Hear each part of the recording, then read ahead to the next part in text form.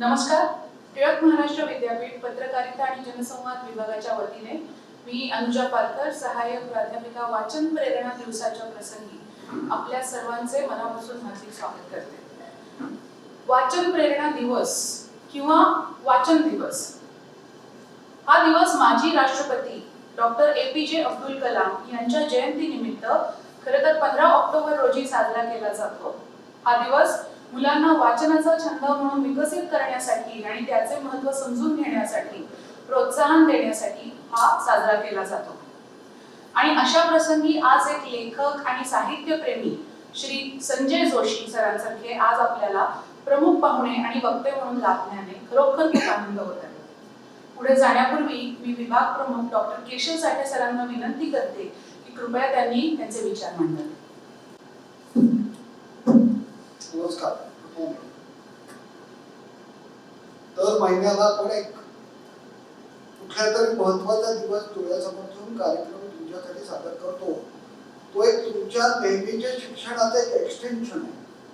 म्हणजे तुम्ही वर्गामध्ये जे जे शिकता ते शिकण्याला एक बोलायला यावी, एक डायमेन्शन यावं, हा या अशा पद्धतीच्या कार्यक्रमाचा येतो.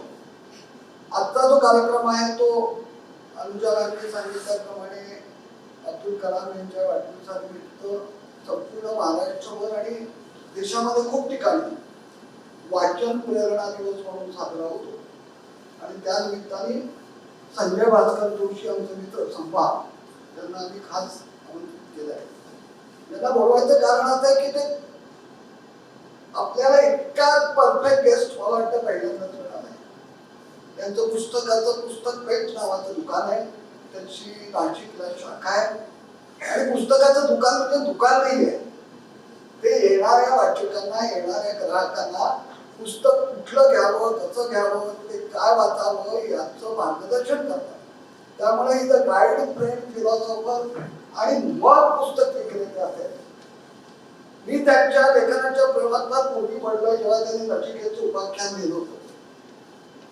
अप्रतिम कादंबरी आहे.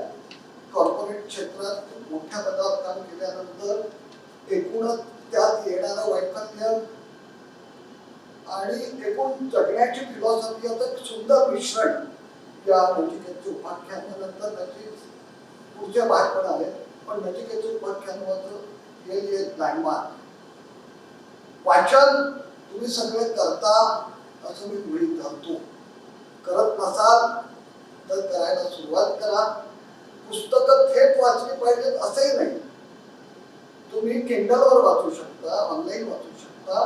पण आपण वाचलं नाही. मागच्यांनी असं म्हटलं की तुम्ही जर वाचत नसाल तर तुम्ही आणि निरक्षर यांच्यामध्ये फारसा काही फरक नसतो. म्हणजे तुम्ही साक्षर असूनही जर तुम्ही वाचत नसाल आणि निरक्षर माणसं असतील तर तुमच्याकडे त्यांच्यात फरक करणं अवघड जातं.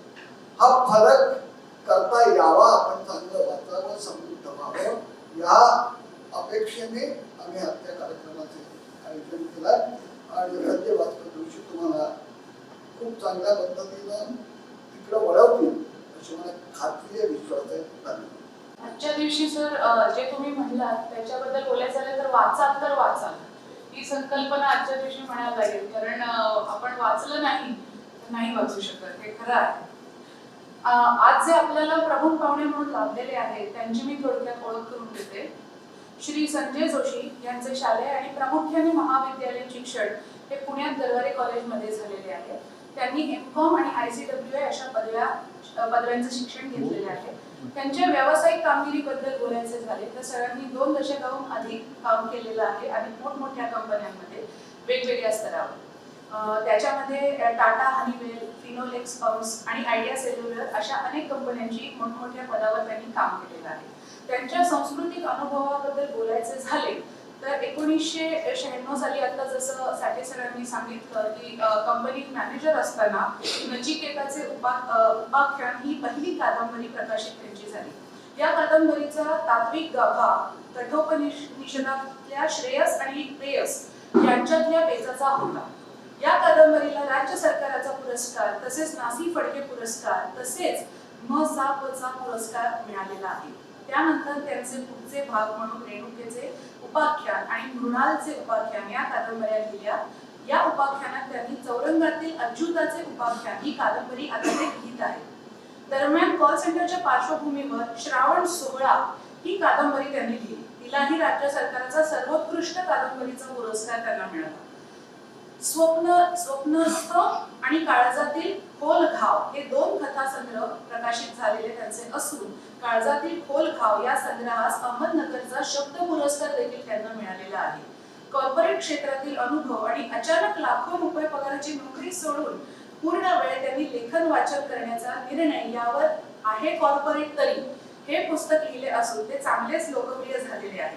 त्यालाही नाशिकच्या सवानाचा पुरस्कार मिळालेला आहे. वेळोवेळी अनेक ठिकाणी सदर त्यांनी लिहिलेली आहे. त्याचबरोबर साधनामधले संजय उवाच हे पहिलेच सदर लोकप्रिय झालेले होतेच आणि नुकतेच संजय उवाच हे त्या सदरातील ललित लेखांचे पुस्तक त्यांचे प्रसिद्ध झालेले आहे. महाराष्ट्र टाइम्स मध्ये माझे अध्यात्म, लोकसत्तेत मराठी साहित्यावरचे प्रश्नमंजुषेचे एक चातुर्य शहाणे झाले, ललित मध्ये समीक्षेचे लक्षवेधी पुस्तके ही त्यांची सदरे चालवलेली आहेत. सध्या साधना साप्ताहिक जगातल्या उत्तमोत्तम चित्रपटांचे परिचय करून देणारे पडद्यावरचे विश्वभान हे ते सदर चालवतात. अंतर्नाद, अनुभव, लोकसत्ता, मटा यासारखे नियतकालिकात विपुल समीक्षा लेखन देखील त्यांनी केले असून त्यांचे पुस्तक आता त्याच्यावर लवकरच येत आहे. लिहिते लेखक आणि तिसरे सर्जन ही समीक्षेची पुस्तके अच्युताचे उपाख्यान, मंथरा आणि कपडे घातलेले न्यूड या कादंबऱ्यात या वर्षात प्रकाशित त्यांच्या होतीलच. 83व्या मराठी साहित्य संमेलनासाठी मुख्य कार्यकारी व्यवस्थापक म्हणून त्यांनी काम पाहिले. तसेच अनेक वर्कशॉप्स, चर्चासत्रे असे अनेक सांस्कृतिक कार्यक्रमांचे आयोजन त्यांनी केलेले आहे. जगणे आनंदाचे आणि वाचन या विषयांवर महाराष्ट्रात अनेक ठिकाणी त्यांनी व्याख्याने देखील दिलेली आहेत. तर अशा या बहुरूपी आणि साहित्यप्रेमी व्यक्तीचा सन्मान करण्यासाठी मी विभाग प्रमुख डॉक्टर केशव साठे सरांना विनंती करते की त्यांनी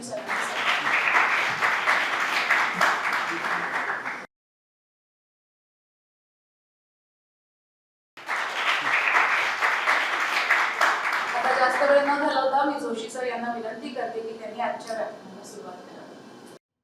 मित्रांनो नमस्कार. सामान्यतः कुठल्याही व्याख्यानाची सुरुवात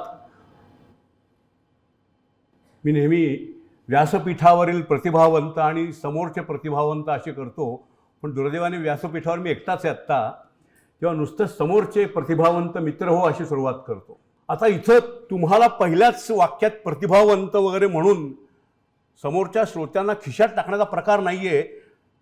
तर on a serious note I believe की प्रतिभा ही जितकी लेखकाची म्हणजे जितकी समोर बसल्या माणसाची असते तितकीच वाचकांची प्रतिभा महत्त्वाची असते आणि दोघांच्या प्रतिभेच्या भागीदारीतून उत्तम पुस्तकं निर्माण होत असतात.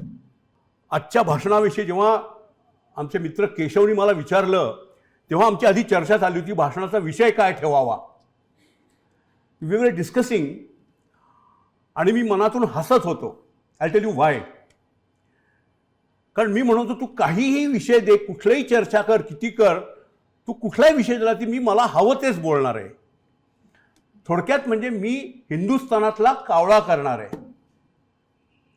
फार कुणाला कळलं नाही, मी सांगतो समजावून. हिंदुस्थानातला कावळा करणारे म्हणजे काय ते. मराठीमध्ये क दी सोनटक्के नावाचे एक अतिशय ग्रेट लेखक होऊन गेले. त्यांची एक फार भारी कथा आहे हिंदुस्थानातला कावळा, ती तुम्हाला थोडक्यात सांगतो म्हणजे तुम्हाला कळेल. तसं काय झालं की 10वीला असताना परीक्षेच्या आदल्या दिवशी माझा एक मित्र माझ्याकडे आला.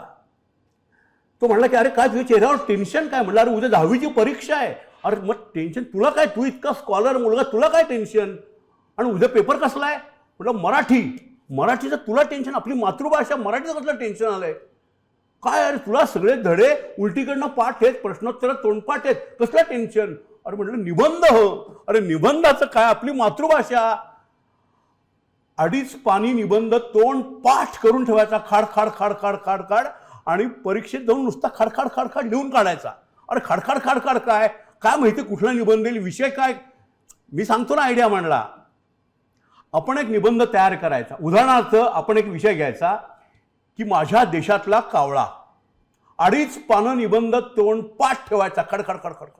अरे खडखड काय, आपण पेपरला ऐक तर म्हणला, गंमत ऐक. तुम्हाला पेपरला गेलो, प्रश्नपत्रिका उघडायची, विषय काही असे ना, प्रॉब्लेम नाही. समजा विषय आला की माझा आवडता राजकीय नेता, the political leader I love most. आपण निबंध लिहायला सुरुवात करायची की परवा दिवशीच पुण्यातल्या रेसकोर्सवरती माझे आवडते नेते मिस्टर एक्स यांची सभा होती, मी सभेला गेलो होतो. अरे काय गर्दी, म्हणजे गर्दीवर म्हणजे गच्चीवर वाळवण टाकावं तशी माणसं पसरली होती. तिथे एक झाड होतं, झाडावर पण काही माणसं बसली होती आणि तिथल्या एका फांदीवर एक कावळा बसला होता. पुढं आपलं आधीच पण खाडखाड खाडखाड खाडखाड देऊन काढायचं आणि मग शेवटी निबंध संपवायचा. हिंदुस्थानातल्या कावळ्याविषयी माझे विचार किती लांबले असते कुणास ठाऊक, पण तेवढ्याच मिस्टर एक्स आले आणि काय त्यांचं भाषण. घरी येताना माझ्या मनात एकच विचार, किती महान आहेत श्रीवृक्ष. आपला निबंध झाला. सांगायचा मुद्दा, तुम्ही कुठलाही विषय द्या, माझा निबंध हिंदुस्थानातला कावळा. तसं मी केशवला म्हणलं, तू विषय काही दे, मी मला हवं तेच बोलणार आहे. आणि काय बोलणार आहे, आत्ता अनुजानी म्हणलं की वाचाल तर वाचाल. तर आमच्या पुस्तक पेठेत मी लिहून ठेवले मोठ्या अक्षरात, वाचाल तर वाचाल इज नॉट इनफ. म्हणजे त्यातला वाचाल म्हणजे you will be saved if you read, अशा अर्थाने आहे. It's not enough. माझं म्हणणं काय आहे किंवा पुस्तक पेठेचं म्हणणं काय, वाचाल तर समृद्ध व्हाल. सी, जस्ट बिंग सेव्ड, फक्त वाचणं इम्पॉर्टंट नाही आहे. त्याच्या पलीकडे जाऊन आपण माणूस आहोत, तर माणूस म्हणून समृद्ध होणं आवश्यक आहे आणि त्यासाठी वाचणं अतिशय आवश्यक आहे. आणि I must express one thing, I really envy you because the subject you are studying which is mass communication, जे मी आत्ता करतोय actually, you are really lucky to study that subject and you will be in that field which is really great. Conveying your thoughts to masses is an art, a science आणि practice आहे ती. हे तुम्ही शिकला असाल तुमच्या अभ्यासक्रमात. पण बियॉन्ड दॅट, सध्याची आपण जर वर्तमानपत्र उघडली रोज, तर ज्या प्रकारच्या जाहिराती बातम्या येतात, टी व्ही बघितला तर ज्या प्रकारचे बातम्या येतात, ते बघून डोक्याला हात मारण्याशिवाय दुसरं काही उरत नाही आपल्या हातात. म्हणजे ही खरंच मराठी आहे का, जिला आता अभिजात भाषेचा दर्जा मिळाला आहे? इज इट मराठी, असा प्रश्न पडावा, असं काहीतरी वाचायला रोज मिळतं. हे भीषण आहे आणि हे भीषण चित्र बदलायचं तुमच्या हातात फक्त आहे. So everything depends on you. आणि आता जमाना मोबाईलचा आहे. मोबाईलचं एक वैशिष्ट्य तुम्हाला सांगू का मी? I was in a mobile company, I was working in Idea Cellular. So best thing about mobile phones is convergence. मोबाईलमध्ये अनेक टेक्नॉलॉजीचं कन्व्हर्जन्स आहे. म्हणजे त्यात तुम्हाला आता कॅमेरा तुम्ही फोनवरच वापरता, फोटो काढायला, घड्याळ त्यातच वापरता, म्युझिक त्याच्यावर ऐकता. That's called as convergence. तुम्ही ज्या फील्डमध्ये जाणार आहात त्यात असंच वेगवेगळ्या कलांचं कन्व्हर्जन्स आहे आणि त्यासाठी वाचन हा बेस असणार आहे. हे लक्षात ठेवा. Unless you are well read person you can't express. एक लक्षात ठेवा, कुठे मित्रांचा ग्रुप गप्पा मारत असेल ना, तर त्यातला एक जण सगळ्यांचं लक्ष वेधून घेतो. Generally he is a well read person. तुम्ही जर बहुश्रुत नसाल, तुम्ही खूप वाचलेलं नसेल, तर तुम्ही लोकांचं आकर्षण नाही खेचून घेऊ शकणार. आणि आज जमाना असा आहे की how you drag attention of others, त्याच्यावर तुमचं यश अवलंबून आहे. तुम्ही कदाचित वर्तमानपत्रात कामाला लागाल किंवा चॅनलवर जाल किंवा कुठेही मास कम्युनिकेशनमध्ये जाल किंवा ॲडव्हर्टायझिंगमध्ये जाल, या कुठल्याही क्षेत्रात basic aim is to drag attention, to get attention of people. आणि त्यासाठी तुम्ही बहुश्रुत असणं, खूप वाचलेलं असणं अत्यंत आवश्यक आहे. जनरली वाचन या विषयावर मी जेव्हा बोलतो, म्हणजे मी दिवसातला बहुतांश वेळ याच विषयावर बोलत असतो, माझ्या दुकानात काय किंवा कुठेही काय, तर 3 प्रश्नांची उत्तरं आपण शोधत असतो. का वाचावं, काय वाचावं आणि कसं वाचावं. आपण त्यांचाच क्विक रिव्ह्यू घेणार आहोत आणि तुमच्या फील्डमध्ये त्याचं फार गरज भासणार आहे तुम्हाला. अर्थात तुम्हाला कॉम्पिटिशन आता तुमच्यातल्या तुमच्यात नाही आहे. यू नो दॅट चॅटबॉट आणि chat GPT is round the corner. म्हणजे मी जी बहुश्रुतता म्हणतोय आत्ता, ती मोठ्या प्रमाणावर तंत्रज्ञानाचा वापर करून हे ChatGPTकडे येणार आहे, तेव्हा तुमची खरी स्पर्धा तंत्रज्ञानाशी, AI असणार आहे. हे लक्षात ठेवून तुम्हाला करिअर घडवायची आहे. लक्षात ठेवा, इट्स नॉट इझी. जे यंत्राला जमणार नाही ते तुम्हाला करायचं आहे, हे लक्षात ठेवा. तर तुम्ही पुढे जाणार आहात त्या स्पर्धेत. AI मध्ये असं म्हणलं जातं की गॅरी कॉस्परॉफ आणि यंत्र AI यांची बुद्धिबळाची मॅच लावली होती आणि माणसाला एकच शक्यता असते जिंकायची, ती यंत्राला कन्फ्यूज करून गोंधळात टाकायची. आणि त्या बाबतीत मराठी माणूस फार अग्रेसिव्ह आहे. If you can't confuse others, that's the best way we can do. पण लोकांना कन्फ्यूज करण्यासाठी आपण अतिशय क्लिअर असणं महत्त्वाचं आहे आणि ती क्लॅरिटी फक्त प्रचंड वाचनातनंच येऊ शकते. ॲक्च्युली तुम्ही ज्या कोर्सला आहात आत्ता, त्यात मला का वाचावे याच्याविषयी जास्त बोलायची गरज नाही करता. यू नो, कारण तुम्ही लिहिणार आहात, त्यामुळे किमान तुमचं वाचलं जावं म्हणून ते लोकांनी वाचणं आवश्यक हे तुम्हाला माहिती आहे. अदरवाईज लिहिण्याला काही अर्थ उरणार नाही. पण I will tell you interesting thing.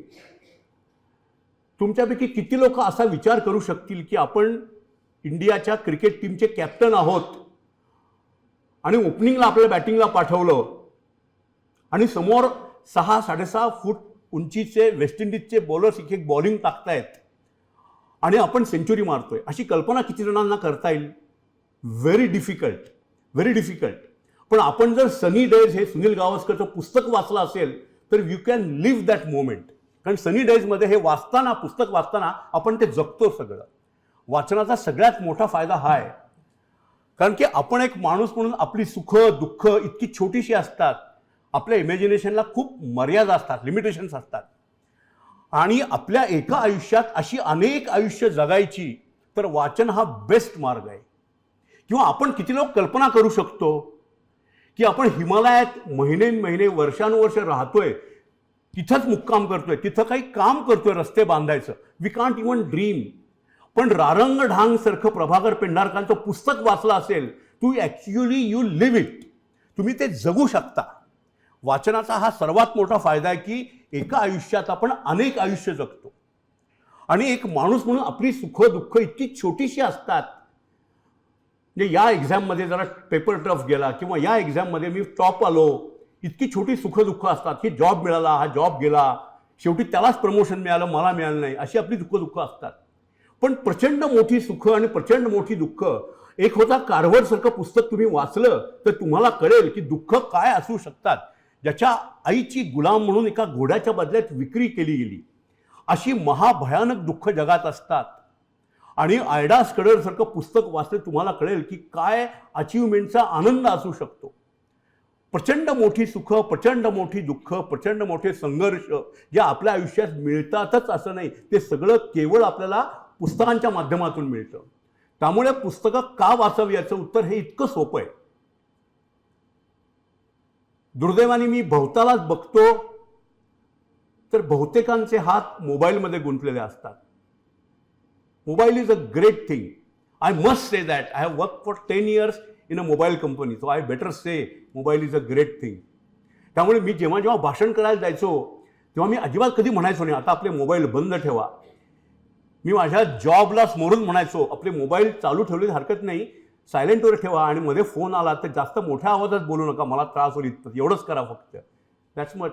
पण याच्या पलीकडे जाऊन माणूस म्हणून if you want to grow आणि समृद्ध व्हायचं असेल तर वाचण्याशिवाय पर्याय नाही. I must say that. आणि या वयात तर तुम्हाला जितकं मिळवाल तेवढं कमी आहे. म्हणजे मी सगळ्यात जास्त कम्फर्टेबल कधी असतो ते या वयातल्या मुलांशी बोलताना. मी शेकडो भाषणं केली असते महाराष्ट्रात, म्हणजे अगदी वृद्धाश्रमात देखील गेली आहेत, पण सगळ्यात कम्फर्टेबल या वयातल्या मुलांशी बोलताना असतात. तिथं मला फक्त एकच गोष्ट सांगायची असते अगदी अधिकारवाणीनी आणि कॉन्फिडेंटली की मित्रांनो, ही 3-4 वर्ष अपार कष्ट करा आणि आयुष्यभर मजा करा, किंवा आत्ता हे 3-4 वर्ष माझे फुलपाखरी दिवस म्हणून मजा करा आणि आयुष्यभर मरा. हे सिंपल मेसेज आहे, अगदी सिंपल. माझ्या नातवांना पण मी हेच सांगत असतो. ही 3-4 वर्ष आत्ता खरंच अपार कष्ट घ्या आणि आयुष्यभर मजा मारा. मी स्वतःच्या अनुभवानं सांगतोय. मी अगदी ते 3-4 वर्ष मी इतके कष्ट घेतले. I was 9th in all India in ICW exam आणि आयुष्यभर मी खरंच मजा केली. मी कधी अप्लाय केलं आणि मला बोलवलं नाही असं कधी झालं नाही. मी इंटरव्ह्यूला गेलो आणि मला सिलेक्ट केलं नाही असं कधी झालं नाही. फक्त त्या 3-4 वर्षांच्या अपार कष्टाच्या बळावर आयुष्यभर मजा केली, अक्षरशः मजा केली. सो हे जे तुमचे दिवस आहेत ते खऱ्या अर्थाने खूप वाचून समृद्ध व्हायचे आणि तुमच्या दृष्टीचं क्लासरूममध्ये शिकतात त्यापेक्षा जास्त तुम्ही खूप वाचून शिकणार आहात. टू कम्युनिकेट या शब्दातच वाचन गृहीत आहे 2 गोष्टींचं. एक तर you have to learn to read who is your reader, जे बहुतेक आत्ताची लोक करत नाहीत कम्युनिकेशनमधली लोक. ज्याला व्यवसायाच्या क्षेत्रात काय म्हणतात KYC, नो युअर कस्टमर, तसं KYR is very important, know your reader. तुमचा वाचक कोण आहे, तुमचा श्रोता कोण आहे, तुमचा स्पेक्टेटर कोण आहे, तुमचा ऑडियन्स कोण आहे हे माहिती असणं अतिशय आवश्यक आहे. आणि त्यासाठी you have to learn the art of reading other people. आणि त्या बेसिसवरच तुम्ही तुमची स्ट्रॅटेजी ठरवणार ना. As mass communicator you will decide your strategy only after you know to whom you are going to communicate. That's very important. जसं शाहरुख खानला कळलंय की त्याचे कोण आहेत ऑडियन्स, कुठल्या वयोगटातले, तर त्याला असं केलं की पुरतं. He knows what is enough for that audience. तसं तुम्हाला कळलं पाहिजे when you are communicating you should know who is your audience आणि तेव्हा तुम्ही स्ट्रॅटेजी ठरवाल.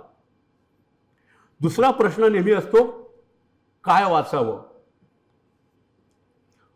फॉर्च्युनेटली सध्याचा काळ त्या बाबतीत आपली जी तथाकथित वडीलधारी माणसं असतात ती काही तितकीशी त्रासदायक नाहीत. म्हणजे आमच्याकडे जितकी त्रासदायक असायची, हे कर, हे करू नकोस, ते वाच, ते वाचू नकोस, असले भानगडी फारसे आत्ताची पालक मंडळी करत नाहीत.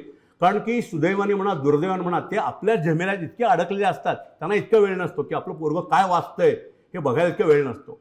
ते इतक्या झमेल्यात अडकले आहेत, त्यांचा जॉब, त्यांचं सगळं प्रॉब्लेम इतके असतात. त्यामुळे you have full freedom to read. दुर्दैवाने काय लिहावं या बाबतीत तेवढं स्वातंत्र्य मात्र असेल असं मी म्हणू शकत नाही अधिकारवाणीने. पूर्वी जेवढं होतं तेवढं काही आता नाही. म्हणजे पूर्वी त्यांनी महाभारत रामायण वगैरे लिहिलं. आज जर त्यांना महाभारत लिहायची वेळ आली असती तर त्यांनी काय लिहिलं असतं महाभारत. अर्जुन छान आहे, दुर्योधन छान आहे, सगळे छान आहेत, महाभारत सुंदर असतं, आपण सगळे सुखी आहोत, आपण आनंदात आहोत असं लिहून त्यांना महाभारत बंद करून टाकावं लागलं असतं. इतक्या भानगडी करता आल्या असत्या आज असं वाटत नाही. तुम्हाला या काळात वाचायचे, लिहायचे, मोठं व्हायचे आणि करिअर करायची आहे, त्याला पर्याय तर नाहीच नाही तरी.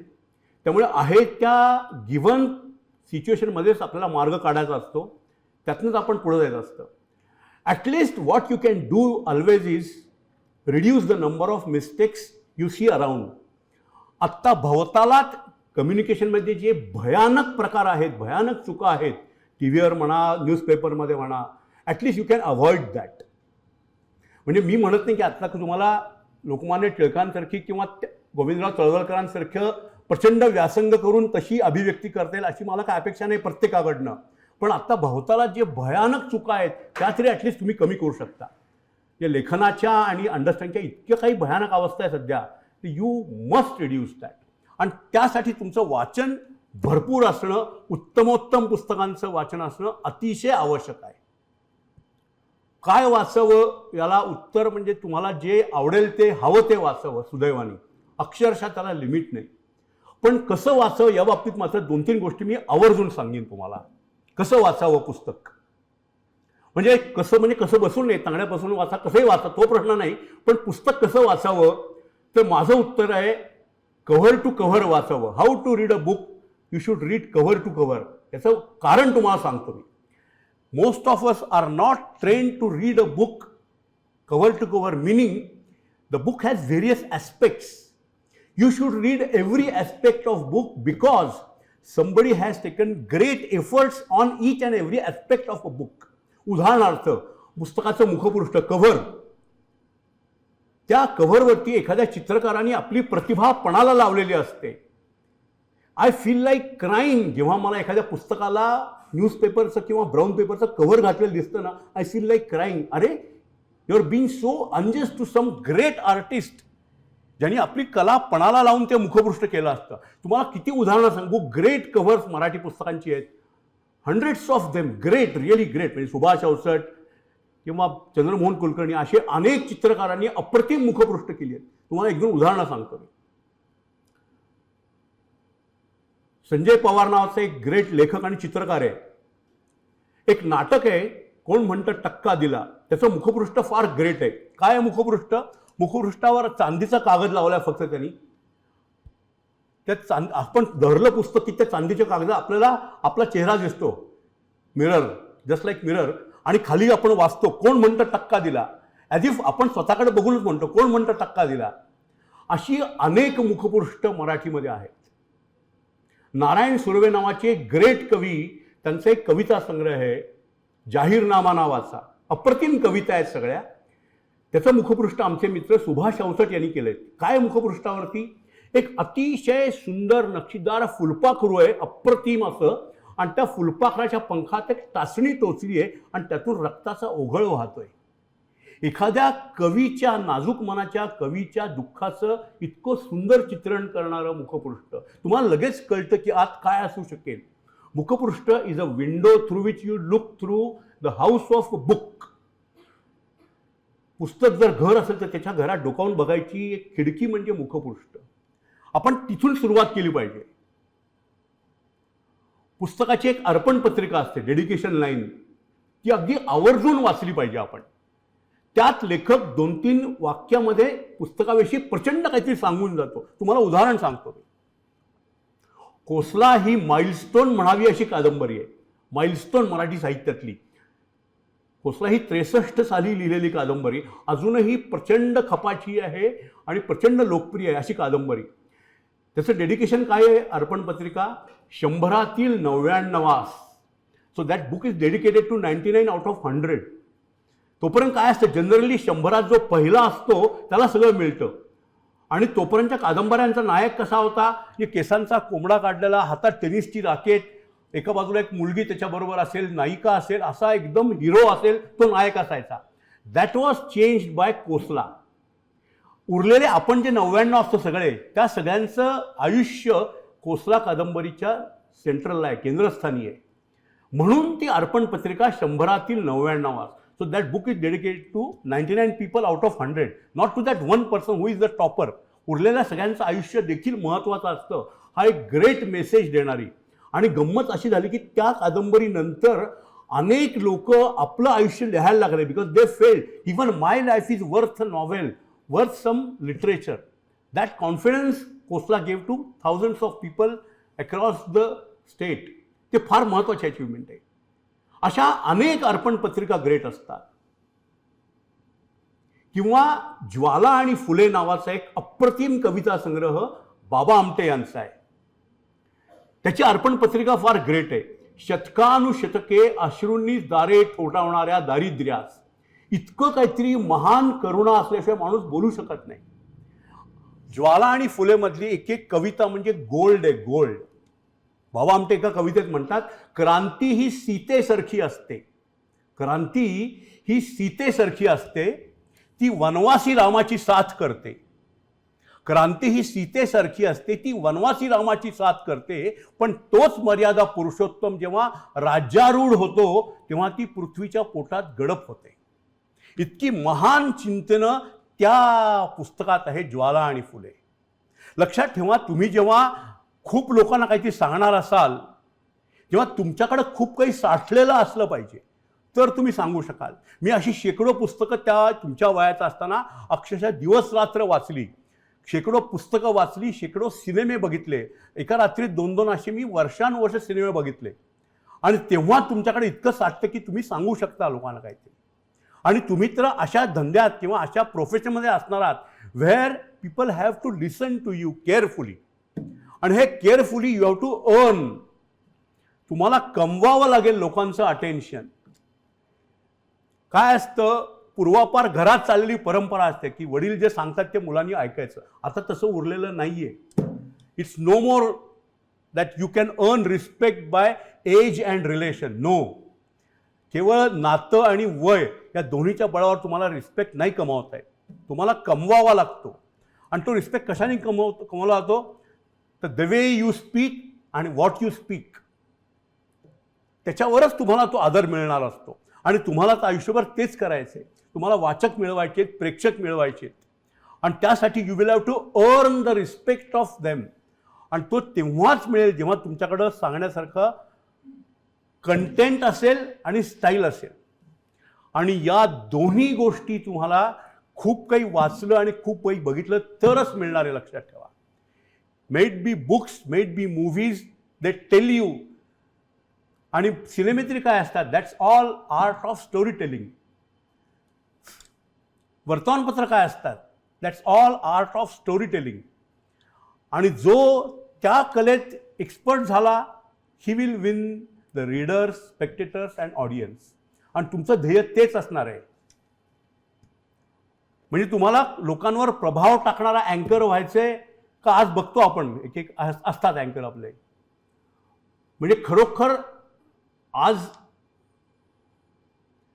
या पब्लिक मासकॉमची स्थिती तर भयानक आहे. ॲटलिस्ट मी प्रायव्हेट मासकॉम देखील खूप बघितलेत. म्हणजे उदाहरणार्थ आमच्या कंपन्यांमध्ये मी ज्या काम केलं 10 कंपन्यात, त्यांचा मेसेज देणारं मासकॉम देखील होतंच आमचं. खूप मोठ्या प्रमाणात बघितलं मी. आणि मोठमोठ्या ग्रेट आईज काय किंवा खूप ग्रेट ॲडव्हर्टायझिंग कंपन्यांबरोबर काम केलं मी.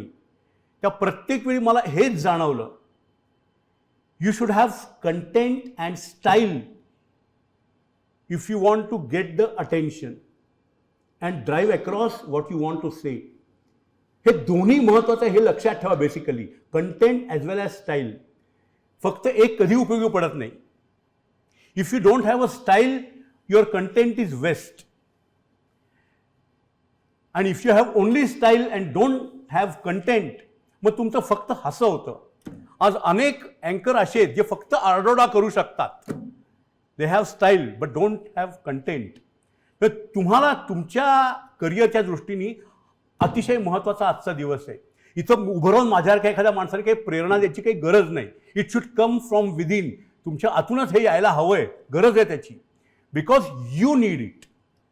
किंवा मी काही इथं उभं राहून प्रेरणा द्यायची गरज नाही. Okay fine, I was very successful as an executive, as a manager, general manager, vice president in a company. Fine.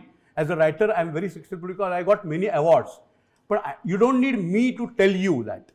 It should come from within. तुम्हाला तुमचं भवितव्य घडवायचं आहे. मी फक्त एक कॅटलिस्ट आहे आत्ता, की तुम्हाला एक मिसाल दिखा रहा हूं मैं, कि देखो यार मैंने करके दिखाया है, आप भी कर सकते हो. कोई इसमें रॉकेट साइंस है नहीं. इसमें there is no rocket science in it. Nothing great. I was not born great. न किसी तिलक या गोविंद तिलवलकर के घर में पैदा हुआ, ऐसा कुछ नहीं है. But I could earn all this because of this 2 things only. मी प्रचंड पुस्तकं वाचली आणि प्रचंड सिनेमे पाहिले. जितकं जमेल तितकं मी हे केलं. सिनेमाच्या बाबतीत तर मी अक्षरशः रोज रात्री 2 अशा रेटनी सिनेमे बघायचो मी. आत्ता माझ्या घरी 2,500-3 हजार सिनेमाचं कलेक्शन आहे हार्ड डिस्कवरती. आणि if I am something, it's because of that. त्यांनी मला शिकवलंय, खूप काही शिकवलंय. अनेक ग्रेट सिनेमांनी मला शिकवलंय खरं सांगायचं. आणि दॅट्स वाय मी पुस्तकं लिहू शकलो. एक सिनेमावर देखील पुस्तक लिहिलं मी, पडद्यावरचे विश्वभान नावाचं पुस्तक, की जगातले सिनेमे ग्रेट काय आहेत आणि why they are great. I could today tell to people की सिनेमा ग्रेट का असतो किंवा सिनेमा वाईट. आज मराठीतले बहुतेक सिनेमे वाईट का आहेत, आय कॅन टेल. काय असतं आपल्या इथं ना, मराठीत तर लोक शेरेबाजी फार सवय, यार ते भिकार आहेत, ते फालतू आहे असं. पण ते का फालतू आहे सांगता येत नाही. म्हणजे लोक, माझे एक मित्र आहेत, मोठे लेखक आहेत आणि अभिनेते आहेत. त्यांनी एक फार भारी वाक्य वापरलं होतं. I don't know how many of you know. त्यांनी एक फार भारी वाक्य वापरलं होतं की तुम्ही जर वपू काळे वाचले नसतील तर तुम्हाला हृदयच नाहीये. पण पुढचं वाक्य महत्वाचं आहे. तुम्ही जर वपू काळे वाचले नसतील तर तुम्हाला हृदयच नाहीये. पण तुम्ही फक्त वपू काळेच वाचत राहिलात तर तुम्हाला डोकंच नाहीये. That's very important. पण हे का हे सांगता आलं पाहिजे, ते मी एक्वायर केलं. हे का हे तुम्हाला सांगतो मी. वपू काळे ग्रेट का नाही आहेत? वपू काळे अतिशय आवडते, अतिशय लाडके लेखक आहेत लोकांचे, किंवा Suhas Shirolkar for that matter, अतिशय लाडके आहेत. पण ते ग्रेट का नाही जी ए कुलकर्णी किंवा नेमाड्यांसारखे? I will tell you why. की जो लेखक आपल्या वाचकाला आपल्यापेक्षा 4 इयत्ता वरचा समजतो, तो लेखक ग्रेट होतो. आणि जो लेखक आपल्या वाचकांना आपल्यापेक्षा 2 इयत्ता खालचा समजतो तो लेखक सामान्य होतो. आणि हेच तुम्हाला फार लागू पडणार आहे.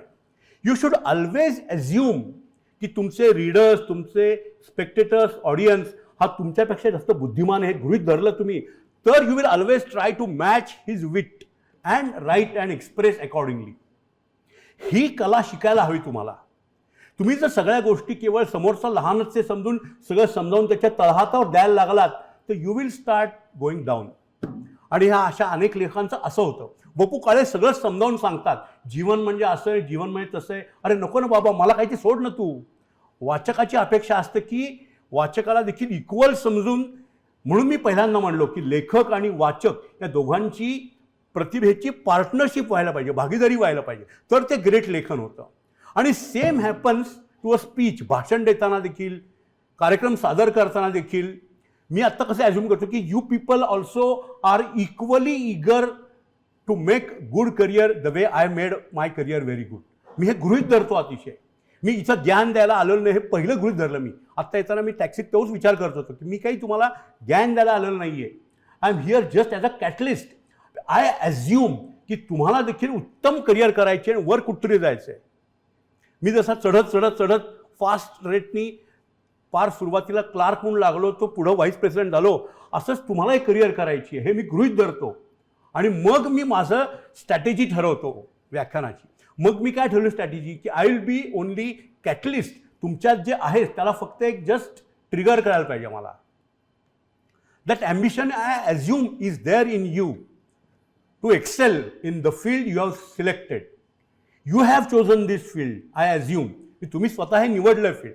आणि मी पहिलं वाक्य काय म्हटलं, आय एन्व्ही यू. मला तुमचा हेवा वाटतो, तुम्हाला किती सुंदर फील्ड मिळालं आहे. मला म्हणजे असं हे असे मित्र शोधावे लागतात जिथं मला असं कम्युनिकेट करायची संधी मिळते. तुम्ही त्या फील्डमध्ये असणार आहात. मला म्हणजे असे मित्र शोधावे लागतात की लोकांशी कम्युनिकेट करण्याची संधी मिळावी म्हणून. पण तुम्ही day in and day out तुम्ही हेच काम करणार आहात. Where you will express yourself before a large group of people as audience. मग तुम्ही लिहाल, तुम्ही चित्रपट तयार कराल, तुम्ही डॉक्युमेंटरी तयार कराल, तुम्ही अँकर कराल, तुम्ही न्यूज द्याल, या कुठल्याही माध्यमातून you will communicate to a large mass base. That's great. तर मी ठरवलं आधी की असे तुम्ही आहात तेव्हा तुम्हाला उत्तम करिअर करायचीच आहे हे गृहीत धरतो मी. त्यासाठी तुम्हाला काही प्रेरणा द्यायची गरज नाही. You don't need external inspiration. I assume, presume and safely take it for granted की that inspiration is existing in your hearts. What you need is some catalyst to show some path. That's all is my role, or Keshav sir's role also is that. Anuja madam's role is that only. जे आहे ते तुमच्याच काळजात असलं पाहिजे. You need that there only. आणि मग ही मंडळी आम्ही सगळी लोक तुम्हाला फक्त ते हेल्प करायला होतं टू ट्रिगर दॅट. आणि ते नसेल तर nobody can help you. If there is no fire in the belly, nobody can help you. That has to be there. मग तुम्ही पळायचेत. आणि याच्यामध्ये एक मात्र गोष्ट आहे, there is no shortcut to success. तुम्हाला अपार कष्ट घ्यावे लागणारच आहेत. You will have to struggle. You will have to work very hard. आणि त्यात मी म्हणलं आत्ता करिअरचं दार ठोठवायलाच ही 4 वर्ष फार महत्त्वाची आहेत, अतिशय महत्त्वाची आहेत. कारण तुम्ही तर अशा फील्डमध्ये आहात तिथे तुमच्या पहिल्या इंटरव्ह्यूमध्येच that person is going to जज हाऊ यू कम्युनिकेट. तीच तुमचं फील्ड आहे. म्हणजे मला आठवतं मी आयुष्यात हजारो इंटरव्ह्यू घेतले असतील because I was head of a call centre also. इथं प्रचंड मोठ्या प्रमाणात रिक्रुटमेंट आम्ही करायचो. तेव्हा मी लोकांना सांगायचो giving an interview is also an art. Interview देणं ही देखील एक कला आहे. इंटरव्ह्यू घेणं तर कला आहेच, पण इंटरव्ह्यू देणं ही कला आहे. How to impress the person sitting before you.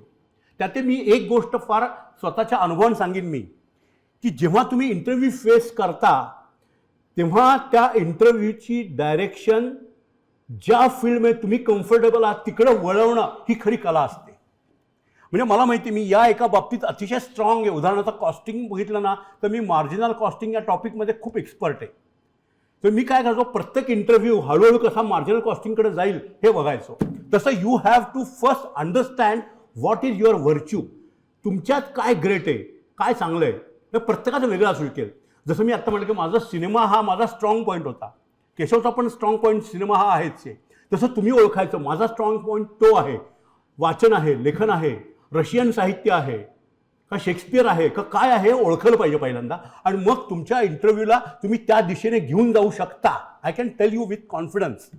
आणि once you are on your home pitch मग ठोकायचं, मग विराट कोहलीच, मग ठोकाठोकीच करायची. मग पण ती कला शिकली पाहिजे आणि त्याच्यासाठी तुमच्या मनात आधी ते स्वप्न जागं झालं पाहिजे की मला या क्षेत्रात कुठेतरी पोचायचे. I have to reach somewhere and that is something nobody can give you, either your parents nor your teachers.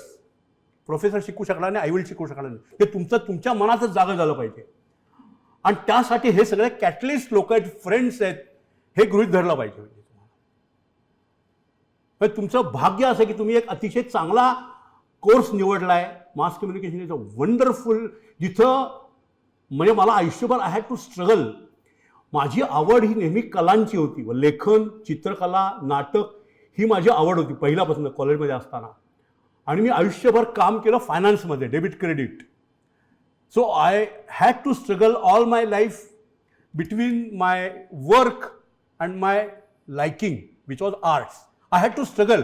Finally काय झालं, वयाच्या 43व्या वर्षी माझा महिन्याचा पगार लाखो रुपये होता, तेव्हा मी नोकरी सोडून दिली सर, लाखो रुपयांची नोकरी. मला आता हेच करू दे, फक्त लेखन पूर्ण वेळ. So I had to do that. Fortunately you will be in the field where living these arts will be your life, your job. तुमचं कामच असणार आहे या कलांचा पाठपुरावा करणं. किती भाग्याची गोष्ट आहे. मला खूप स्ट्रगल करावा लागला. म्हणजे अक्षरशः मला इतकं काम असायचं फायनान्समध्ये, यू कॅन इमॅजिन की शनिवार रविवार 4 तास शोधून मला लिहायला लागायचं, मग ते कुठेतरी पाठवायचं, छापून यायचं खूप. आणि मग शेवटी मला हे असह्य झालं, तेव्हा 43व्या वर्षी मी नोकरी सोडून दिली कायमची. म्हटलं बस झालं, आता पैसे मिळवायचे नाहीत, मी असंच, पण तरी काम भरपूर करायचं, पण ते काम आता माझ्या आवडीच्या क्षेत्रात करायचं. Fortunately you will start on day 1 in the area you have selected is very nice. तिथं कला आणि काम एकत्र येतील. असे भाग्यवान फार कमी असतात. एक नाव सांगू, रवी शास्त्री बघा, त्याला क्रिकेट एवढंच आवडतं आणि तो लबाड बघा, तो क्रिकेटवर बडबड करत लाखो करोड रुपये कमवत जगभर हिंडतो, ऑस्ट्रेलिया जातो, साऊथ आफ्रिका. मजा आहे, हे खरं आयुष्य. गावस्कर काय, रवी शास्त्री काय, यांचं खरं आयुष्य मस्त. म्हणजे जे आवडतं ते करायचं, वर पैसे मिळवायचे, त्याचं मानधन म्हणून. हे सगळ्यात बेस्ट आयुष्य. फॉर्च्युनेटली आय ॲज्युम की तुमच्या आवडीच्या क्षेत्रात तुम्ही आहात, तेव्हा तो अतिशय आनंदाचा भाग आहे. मला खूप झगडावं लागलं यासाठी. म्हणजे माझी आवड मधली 20 वर्ष कॉर्पोरेटची जी होती ती बाजूला ठेवावी लागली मला. Fortunately you will start on day 1 in the area, in the field you love. आणि तुमचं क्षेत्र असं आहे, मगाशी मी शब्द वापरला कन्व्हर्जन, तसं अनेक कलांचा संगम तिथं असणार आहे. तुम्ही जर मास कम्युनिकेशन म्हणजे तुम्ही जर टी व्ही किंवा असल्या क्षेत्रात गेला, तिथं तुम्हाला ॲक्टिंग लागणार आहे, बोलणं लागणार आहे, नॉलेज लागणार आहे, रेडी सगळं लागणार आहे, सगळ्या कला लागणार, एकत्र लागणार आहेत. त्यामुळे ही जी 3-4 वर्ष आहेत तुमची, that you have to spend on acquiring all these things. आणि त्या सगळ्याचा बेस, एक बेस म्हणून वाचन फार महत्त्वाचं आहे. Unless you read a lot, तुमचं थिंकिंग बेस नाही होणार ब्रॉड. म्हणजे आत्ता जी पेपर आणि हे वाचतो आपण, त्यातून फारसं वाटत नाही काही कुणाचं थिंकिंग असेल असं, ते सोडा तुम्ही. आहे पण तुम्हाला जर चांगली पत्रकारिता करायची असेल, चांगलं मास कम्युनिकेशन करायचं असेल तुम्हाला, तर वैचारिक पाया भक्कम असायला हवा. त्यासाठी वाचन हवंच हवं. म्हणजे आज तुम्ही पूर्वीचे जे ग्रेट संपादक, गडकरी म्हणा किंवा तळवलकर म्हणा, या लोकांचे वाचनाच्या कहाण्या जरी ऐकल्यात, किंवा टिकेकर म्हणा, अरुण टिकेकर यांच्या वाचनाच्या कहाण्या हे लोक तुम्हाला सांगत असतील, त्या कहाण्या जरी ऐकल्या तरी थक्क व्हायला होतं. असं त्यांचा प्रचंड व्यासंग होता.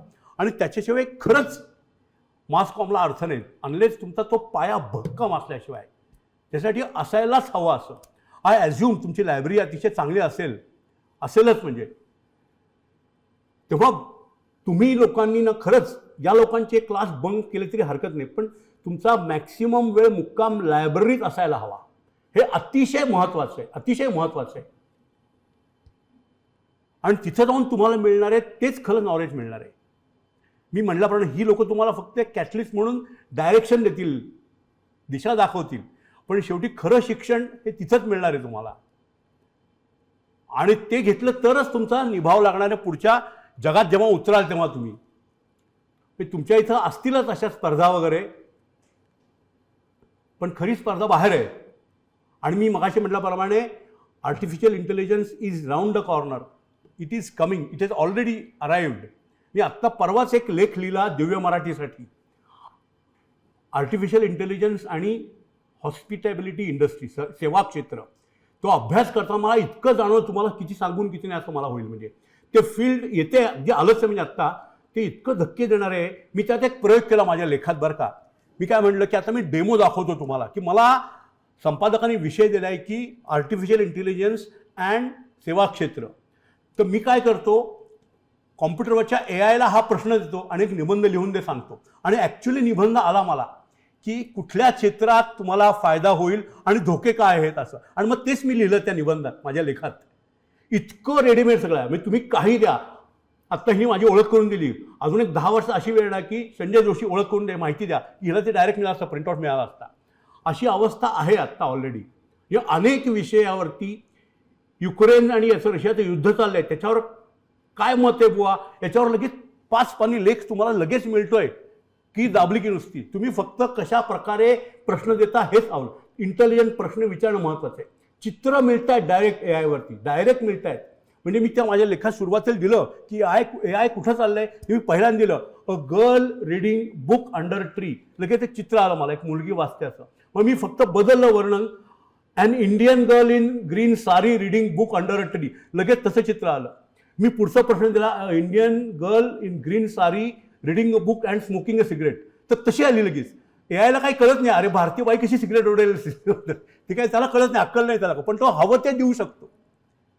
इतकी तयारी असलेला तुमचा प्रतिस्पर्धी असणाऱ्या पुढं मास्कॉमला खरी स्पर्धा. तुम्ही सध्या महाराष्ट्र टाइम बघता की नाही, जागोजागी चित्र AI, चित्र AI, कुठलाही विषय द्या, चित्र काढून लगेच 1 सेकंदात, आणि हे सगळं 5 सेकंदात मिळतं.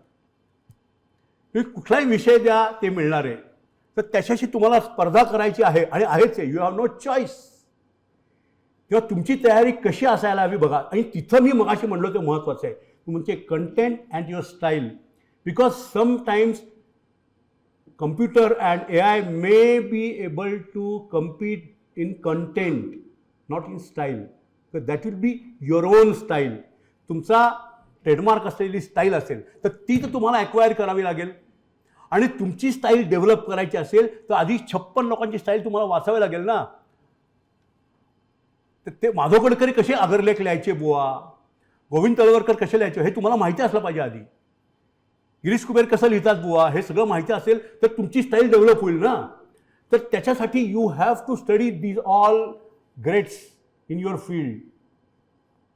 आणि माझं जरी फायनान्सचं फील्ड असलं तरी समहाऊ CEOशी मी क्लोज असल्यामुळे मला प्रत्येक मार्केटिंगच्या आणि मासकॉमच्या कुठल्याही प्रोजेक्टमध्ये मला तो टाकायचाच एक माणूस म्हणून. So I saw all this from very close distance.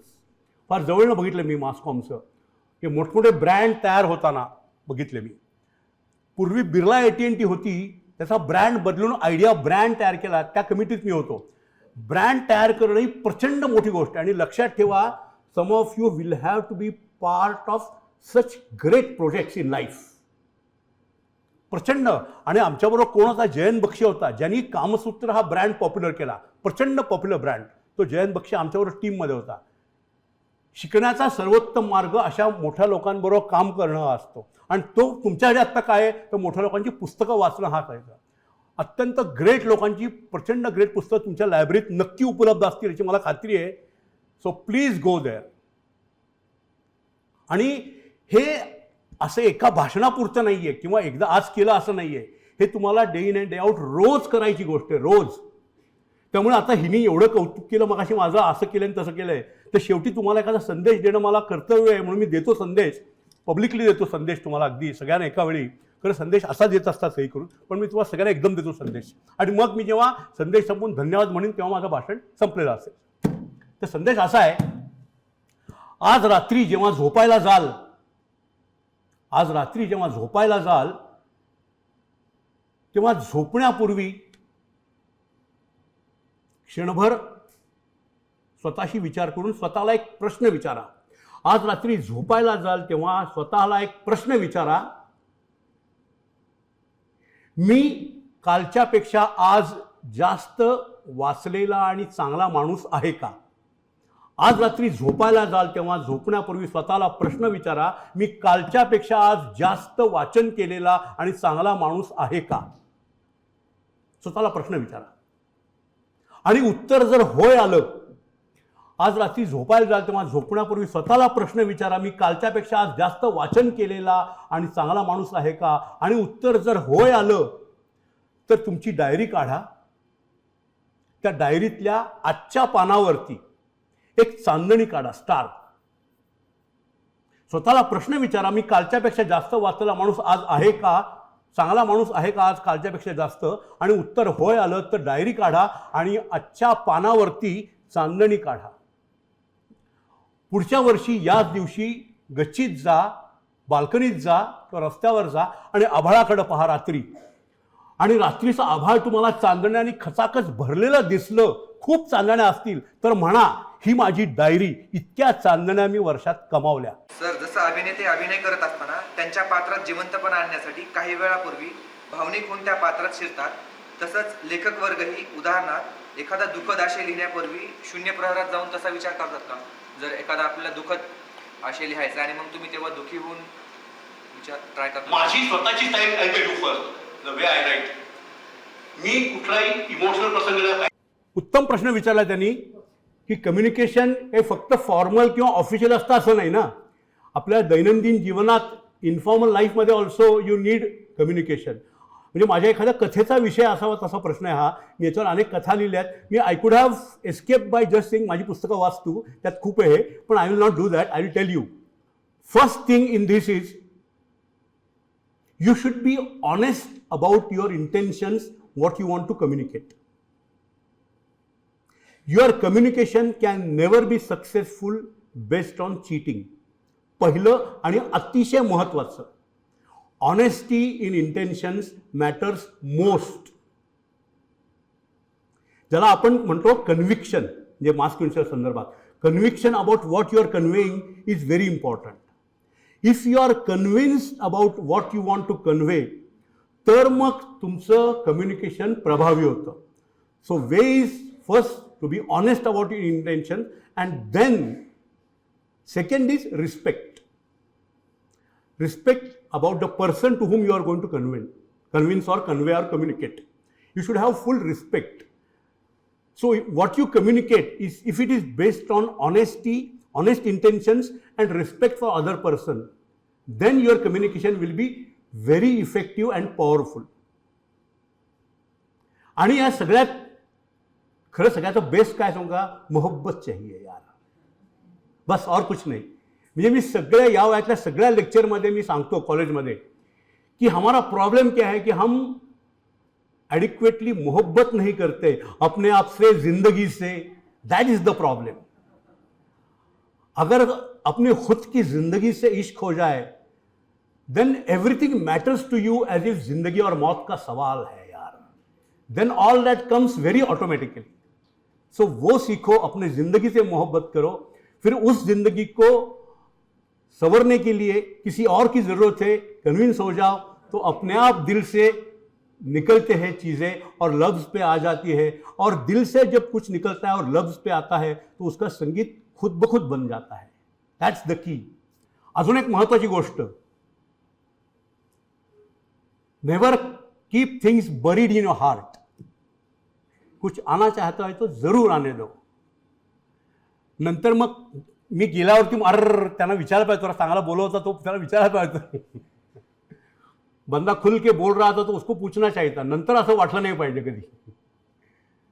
Never repent or regret for not doing a thing. माझी स्वतःची style I tell you first the way I write.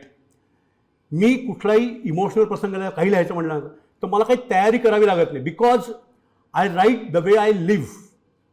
मी नेहमी किंवा आज भाषण करताना ना, मी आधी आमचं ठरलं होतं की एक पॉवर पॉईंट आणावं का काय. नंतर मी काय विचार केला, no, if I have to prepare for such a speech, मग मी इतकी वर्ष काय केलं, what I did all these years. So all these years जे केलं ते एक्सटेम्पोर येऊ देत. सो एक्सटेम्पर येणं फार महत्त्वाचं आहे. इट शुड बी उत्स्फूर्त एक्स्टेम्पर यायला पाहिजे. तयारी करण्यापेक्षा देखील ना, म्हणून मी आजच्या भाषणाची शून्य तयारी केली.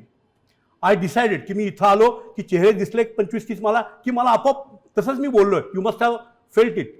काही तयारी करणं नाही, काही नाही, nothing. I don't have to prepare. तसंच असतं लेखनाचं देखील. इतके वर्ष जे चिंतन चालू असतं, डोक्यात विचार चालू असतात, दॅट कम्स ऑटोमॅटिकली. आत्ता देखील माझं जे माझ्या डोक्यात आलं की ही मुलं बघितल्यावर की अरे मला डोक्यात आलं, अरे अजून काही वर्षांनी ही पोरं ना आपल्यासारखीच कंपनीमध्ये जाणार आहेत, कॉर्पोरेटमध्ये जातील, त्यांना करिअर करायचं आहे. माझ्या डोळ्यात ते टेन्शन आलं की तिथं तुम्हाला जे प्रॉब्लेम येऊ शकतील, so let me help in some way if possible, की तिथं जाऊन तुम्हाला काय करायचं आहे. बाकी पुस्तकी ज्ञान तुम्हाला खूप देऊ शकलो असतो मी, हे वाचा, ते वाचा, का वाचा, कसं देऊ शकलो असतो मी. पण I change the whole direction to what, की तुमची करिअर जेव्हा तुम्ही कराल तेव्हा तुम्हाला काय फेस करावं लागेल आणि तुम्ही कसं फेस करा हे जास्त महत्त्वाचं आहे ना.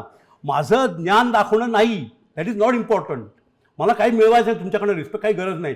मला आत्ता महत्त्वाचं काय वाटलं की तुम्हाला करिअर करायची आहे आणि कॉर्पोरेटमध्ये करिअर करायची आहे. Corporate field is not easy these days to face. सोपं नाही आहे. तिथं कॉम्पिटिशन असतेच, पॉलिटिक्स असतंच. गंमत सांगू का, आपल्या मराठी तुम्ही असताल काही लोक ना, तर आपल्या हे लोक हे फार असतं, तिकडं फार पॉलिटिक्स असतं बरं का. अरे व्हॉट डू मीन म्हणजे तिकडं फार पॉलिटिक्स असतं. पॉलिटिक्स कुठं नसतं. पॉलिटिक्स खेळात पॉलिटिक्स असतं, सिनेमात पॉलिटिक्स असतं. एक सांगू, हल्ली तर राजकारणात देखील पॉलिटिक्स असतं. कुठं घरी नसतं पॉलिटिक्स. घरोघरी तुम्ही बघता ना घरी काय चालतं ते. एक असते एम म्हणजे मदर, एक असते डब्ल्यू म्हणजे वाईफ, बरोबर उलटी. सुरू झालं पॉलिटिक्स. घरोघर सगळीकडं पॉलिटिक्स असतं. त्यामुळे कंपन्यांमध्ये तुम्हाला पॉलिटिक्स फेस करावंच लागणार आहे. What is politics? पॉलिटिक्स म्हणजे जेव्हा very few positions are there and too many people are there to grab that, त्यावेळी जे सुरू होतं त्याला पॉलिटिक्स म्हणतात. आणि पॉलिटिक्स म्हणजे बाकी काही नाही, तर तुमचं जे आहे गुण ते अधिक प्रभावीपणे दाखवणं is called as politics. Nothing wrong about that. जे हजारो वर्षापूर्वी आपले सन्मित्र बिरबल यांनी केलं होतं, बरोबर. कसं केलं होतं सांगू तुम्हाला.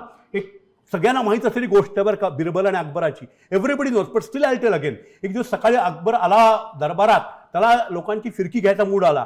त्यांनी अशा फळ्यावर एक रेषा मारली आणि तो म्हणला, सांगा बरं माझ्या रेषेला छोटं कोण करेल. सेनापती उठले, त्यांनी घेतलं एक डस्टर पुसायला लागले. म्हणजे हो, हात नाही लावायचा, माझ्या रेषेला हात नाही लावायचा, आणि तरी लहान करायची. बिरबल महाराज उठले, त्यांनी काय केलं, बिरबलांनी, सगळ्यांना माहिती गोष्ट पण ऐका, बिरबलांनी एक मोठी रेषा काढली शेजारी, म्हणला झाली तुमची रेषा लहान. That is politics. कंपनीमध्ये आपलं काम असतं आणि दुसऱ्याचं काम असतं, तर आपलं काम कसं मोठं हे दाखवणं, दुसऱ्याच्या कामापेक्षा त्याचं काम छोटं हे दाखवणं म्हणजे पॉलिटिक्स. तर ते तुम्हाला सगळ्यांना करावंच लागणार आहे. तर त्या स्पर्धेत यशस्वी व्हायचं तर तुम्हाला काय टिप्स देता येईल, हा मी माझ्या भाषणाचा रोख चेंज केला. ज्ञान द्यायचं नाही. 50-60 वर्षाची माणसं असती तर मी काहीतरी माझं पांडित्य दाखवलं असतं जरा. मी पण भारी बरं का म्हणून काहीतरी जरा मोठमोठे उतारे बरे बोललो असतो. पण म्हणलं या पोरांना काय उपयोग आहे ना, यांना काय आवश्यक आहे, तर पुढं तुम्हाला या पॉलिटिक्समध्ये टिकायचं आहे, तर त्यात काही महत्त्व सांगता आलं. त्यात नुसतं हे नाही, मी नवं आलो भारतात, ठीक आहे, अभ्यास खूप केला होता, पण त्याच्या पलीकडे जाऊन हे सगळं महत्त्वाचं आहे. आणि त्यात हे लक्षात ठेवा, माझ्या आयुष्यात काय उपयोगी पडलं असेल मॅक्सिमम मला, तर माझ्या सगळ्या कला, ही नाटकं करायची कला, नौटंकी करायची कला, मीटिंग जेव्हा आमची सिनियर टीमची मीटिंग सगळे व्हाईस प्रेसिडेंट बसले असायचे, त्यात बरोबर उपयोगी पडतंय. मग सीईओचा मी लाडका का झालो होतो या नौटंकी कलेमुळे. किंवा प्रेझेंटेशनमध्ये तुमचं ड्रॉइंग उपयोगी पडतं, सगळं उपयोगी पडतं, सगळ्या कला उपयोगी पडतात. आणि म्हणून मी फार म्हणलं मनापासून की आय एनव्ही यू गाईज, की तुम्ही अशा फील्डमध्ये आहात की where all your arts will be at your hand, आणि तुम्हाला त्या वापराव्याच लागणार आहेत. चित्रकला असेल, नाट्य असेल, वक्तृत्व असेल. वक्तृत्वाचं तुम्हाला पाहिजेच. आणि सांगतो बरं का, वक्तृत्व म्हणतात ना बॉर्न असतं, असं अजिबात खोटं आहे. I was not good orator initially, पण आज मी अगदी अधिकारपणे 1000 माणसं असतील तरी अनेक सभा घेतो मी. याचं कारण सांगतो मी तुम्हाला. एकदाच मी भाषण केलं तेव्हा असं लिहून गेलो होतो मी साधना साहित्य संमेलनात.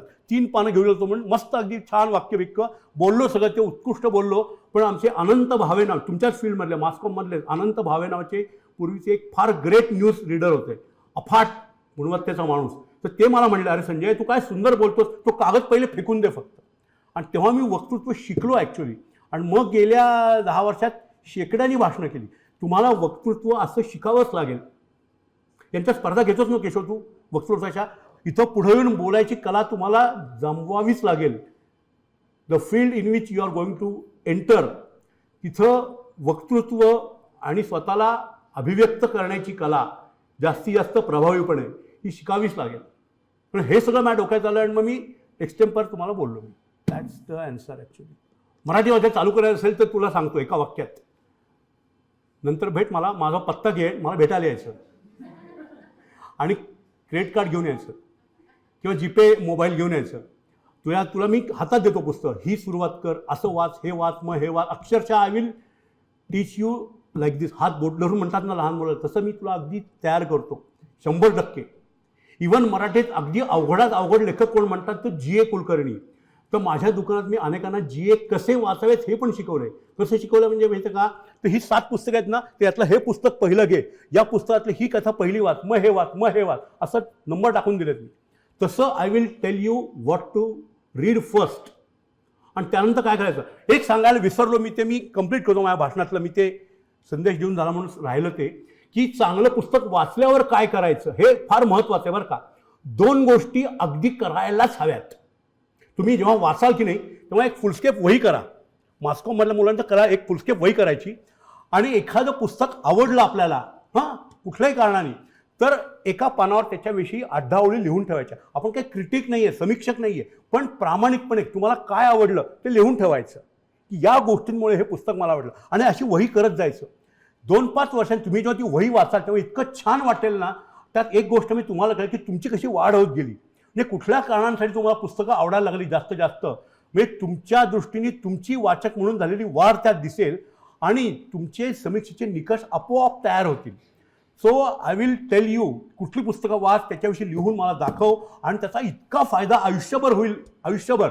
आणि त्यात तुम्हाला एक गोष्ट आढळेल की जी ग्रेट पुस्तकं असतात ना आयुष्यात, ती पुन्हा पुन्हा ठराविक काळांत वाचून देखील आवडतात. आता श्यामची आईसारखं पुस्तक आहे की नाही, ते आयुष्याच्या प्रत्येक वळणावर वाचलं तरी काहीतरी नवीन मिळतं त्यातनं आपल्याला. म्हणजे 7वी-8वीत वाचलं ना की श्यामची आई वाचताना फक्त रडू येतं, कळत काहीच नाही. मग तुम्ही जेव्हा आई होता तेव्हा श्यामची आई वाचल्यावर श्यामची आई वेगळंच कळतं. अशी काही पुस्तकं पुन्हा पुन्हा वाचून कळतात. काही काही गोष्टी असतात ना त्या पुनर्वाचनात मोडून पडतात. आता उदाहरणार्थ खामोशी नावाचा एक सिनेमा आहे, एकेकाळी खूप गाजला, तुम्ही माहिती असेल. खामोशी तो हा नाना पाटेकरवाला नाही, जुना, हमने देखी है इन आँखों की महकती खुशबूवाला खामोशी. तर तो खामोशी मी कॉलेजमध्ये असताना बघितला, मला प्रचंड आवडला. आत्ता परवा बघितला तर अजिबातच आवडला नाही. जी कलाकृती, पुस्तक, शिल्प, चित्र तुम्हाला खूप काळांत पुन्हा पुन्हा आवडतं ना, ते खरं ग्रेट असतं. कारण की आपण वाढत जातो की नाही, आपली मॅच्युरिटी पण वाढत जाते. शाळेत असताना वेगळा असतो, आपण कॉलेजमध्ये वेगळा असतो, मोठ्यानंतर वेगळा असतो, आपल्या अनुभवानं बदलते. तर तो आपल्याला सगळं कळतं की आपल्यातली वाढ त्या पुस्तकातनं कळते. तेव्हा तू ये, तुला मी नक्की सांगेन ही पुस्तकं वाचायला हवी अशी.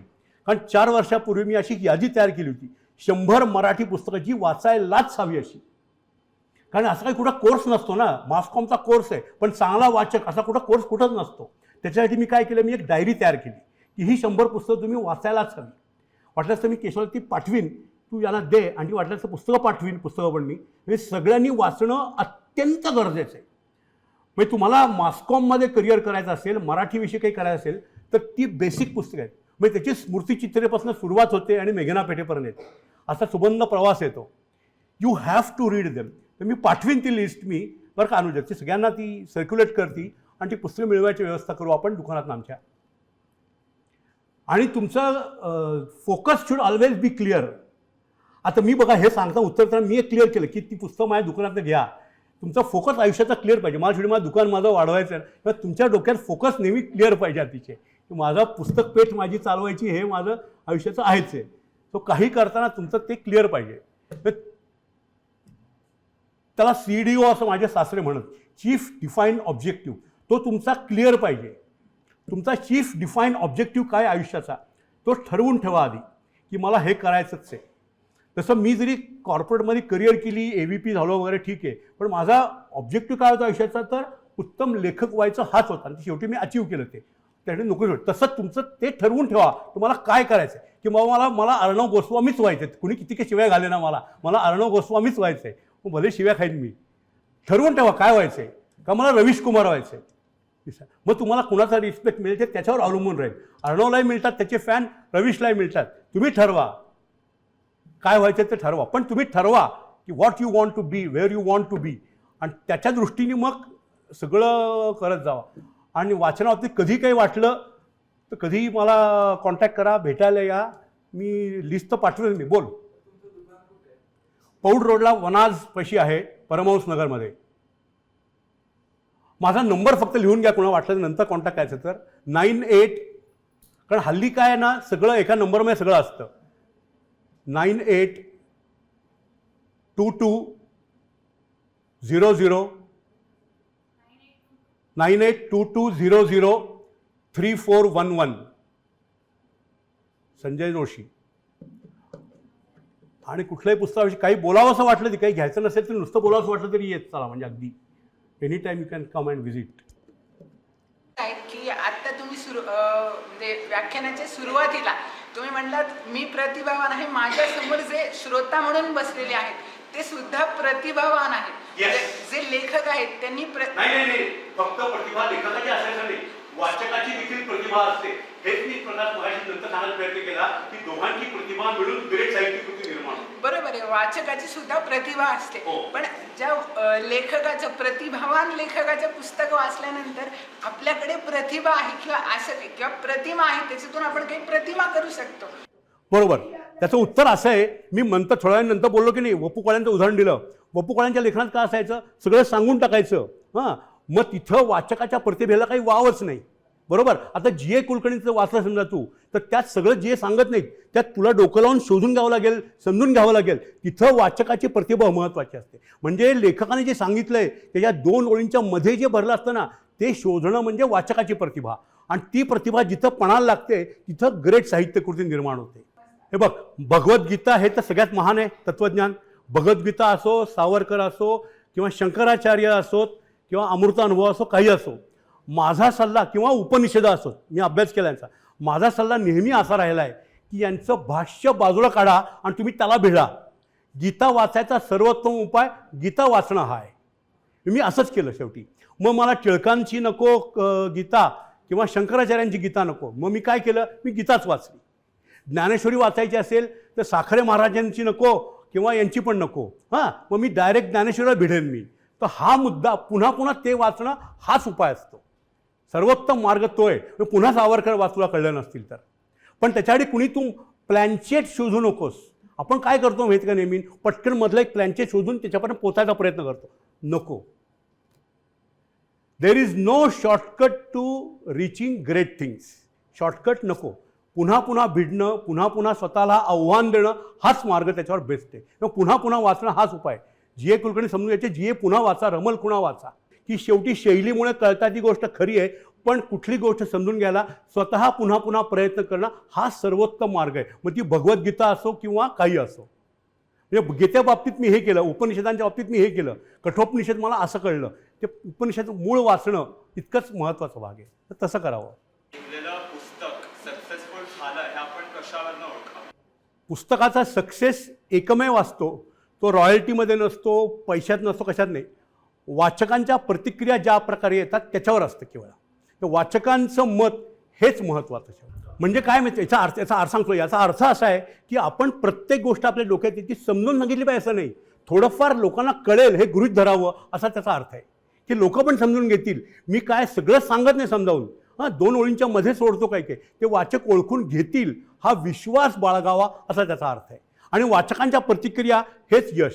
आणि ते मला अमाप मिळालं, प्रचंड मिळालं. म्हणजे आत्ता केशव म्हणला ती नचिकेताची उपाख्यान कादंबरी वाचून इतकी पत्र, त्या काळी लोक पत्र लिहित, ईमेल व्हॉट्सॲप नव्हते, त्या काळी पत्र लिहित, इतकी पत्र आली. म्हणजे त्यात शिक्षक, शेतकरी अशा लोकांची पण पत्र आली. That was real success.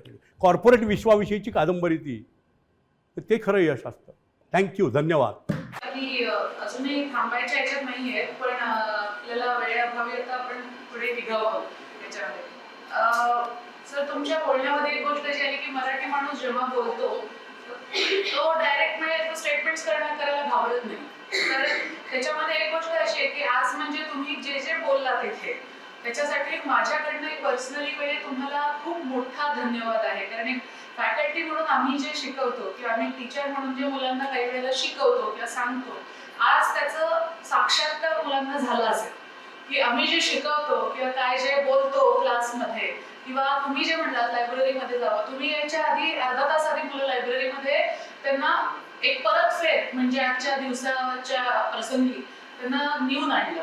त्यांनी मला विचारलं आज का, आम्ही तर जातो लायब्ररीत तर आज का, तर म्हणलं आजचा हा दिवस महत्वाचा आहे म्हणून, आणि काही काही मुलांनी कदाचित बघितली पण नसेल म्हणून त्यांना घेऊन आणायचं. आणि आज परत तो साक्षात्कार झाला की तुम्ही सांगितलं तुमच्या भाषणातून की का गरजेचं आहे लायब्ररीत जाणं किंवा तिथं जाऊन वाचन करणं. आणि जे तुम्ही सांगितलं सर एक्सटेम्पोर, बऱ्याचशा आम्ही ज्या शिकवणाऱ्या फॅकल्टीज आहोत ते तुम्हाला अगदी सांगायला छान वाटतं की सगळ्या जणी आम्ही जे शिकवतो ते जास्ती करून आम्ही डायरेक्ट बोलतो. जे काय 1 तास 2 तास मी पर्सनली मला हे पीपीटी वगैरे मी जरी अगदी त्यांच्या जनरेशनच्या जवळ असले तरी मला ते 2 तास असो 4 तास असो मी ॲट अ स्ट्रेच बोलू शकते. कारण जे तुम्ही म्हणाल वाचनामुळे जे तुम्हाला एका प्रकारे जे इन्साइट्स मिळतात ते बोलून जे आपण दाखवू शकतो ते इथे बुलेट पॉइंट्स मध्ये नाही दाखवू शकत त्यावेळेला. आणि अगदी तुम्ही जे मुद्दे आज सांगितलेले आहेत ते अक्षरशः खरोखर आम्ही ते आमच्या ॲज टीचर म्हणून सुद्धा आम्हाला त्यांनी खूप फायदा होणार आहे. आणि फक्त स्टुडंट्सला नाही तर आम्हाला सुद्धा त्याचा अनेक वेळेपर्यंत काळापर्यंत आम्हाला त्याचा फायदा होत राहणार आहे. टिळक महाराष्ट्र विद्यापीठाच्या वतीने तुमचे शतशः आभार सर. आज खरोखर व्याख्यान आम्हाला ऐकायला आणि अनुभवायला तुमचे जे अनुभव होते ते ऐकायला खरोखर आवडले. तर सगळ्यांच्या वतीने परत एकदा धन्यवाद.